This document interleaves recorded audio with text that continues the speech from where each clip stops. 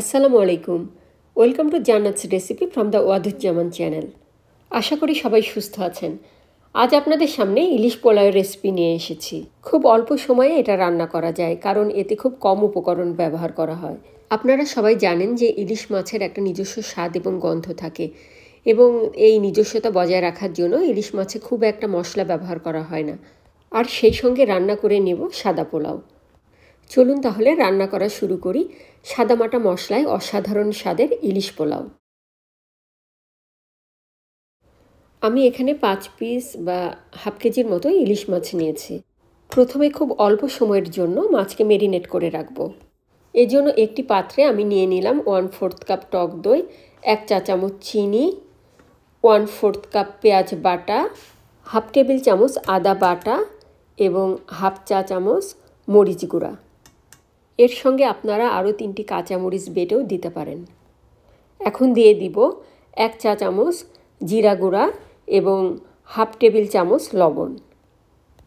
এই উপকরণগুলোর সাথে মাছকে মেখে রেখে দিচ্ছি। অন্যদিকে পোলাও রান্নার জন্য হাফ কেজি চাল ধুয়ে পানি ঝরিয়ে রাখছি।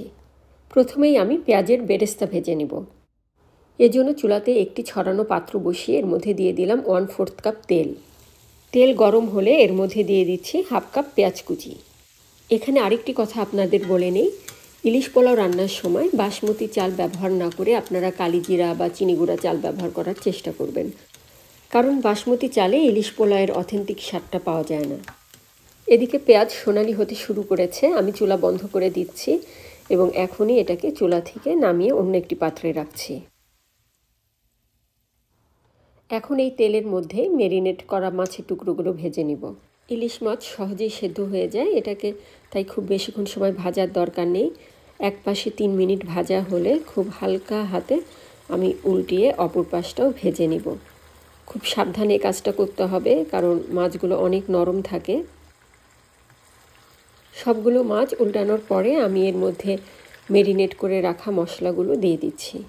আপনি চাইলে হাফ কাপ পানিও এর সাথে দিতে পারেন। মিডিয়াম লো হিটে ঢাকনা দিয়ে আরও 4-5 মিনিট কষানোর পরে মশলার উপরে যখন তেল ভেসে উঠবে, তখন আমি মাছের টুকরোগুলোকে অন্য একটি পাত্রে তুলে রাখব। মাছ ভাজা তেল এবং মশলার মধ্যে এখন আমি পোলাও রান্না করে নেব। মাছ মেরিনেট করার সময় আগেই আমি আদা বাটা দিয়েছিলাম, তাই এখন দিয়ে দিলাম 2টি এলাচ এবং 2 টুকরো দারুচিনি। আগে থেকে ধুয়ে পানি ঝরিয়ে রাখা চালগুলো দিয়ে দিচ্ছি। মিডিয়াম হাই হিটে চালগুলোকে 5-7 মিনিট ভেজে নেব। চাল ভালোভাবে ভাজার ফলে পোলাওটা ঝরঝরে হবে এবং তেলের মধ্যে মাছের যে ফ্লেভারটা রয়েছে সেটাও পুরোপুরি চালের মধ্যে চলে যাবে। পাশের চুলাতে গরম পানি করতে দিয়েছিলাম।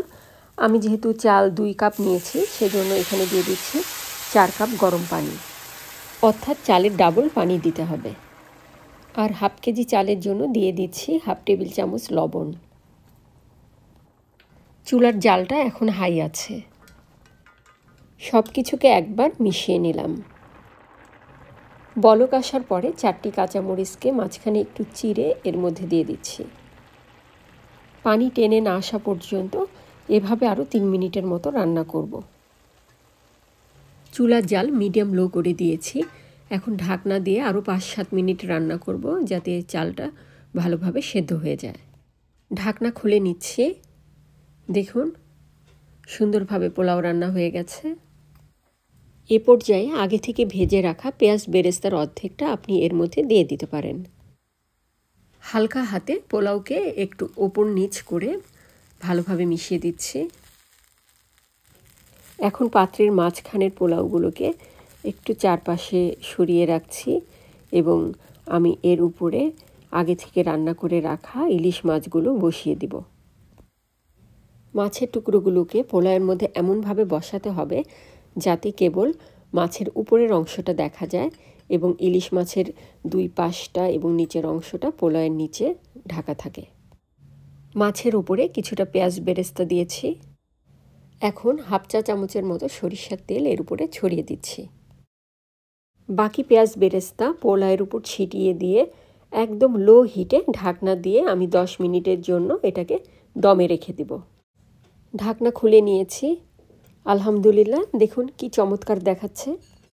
শেষ পর্যন্ত ভিডিওটি দেখার জন্য আপনাদেরকে অসংখ্য ধন্যবাদ জানাচ্ছি। সেই সঙ্গে চ্যানেলটি সাবস্ক্রাইব করে পাশে থাকার জন্য অনুরোধ রইল। আমার জন্য দোয়া করবেন। আল্লাহ হাফেজ।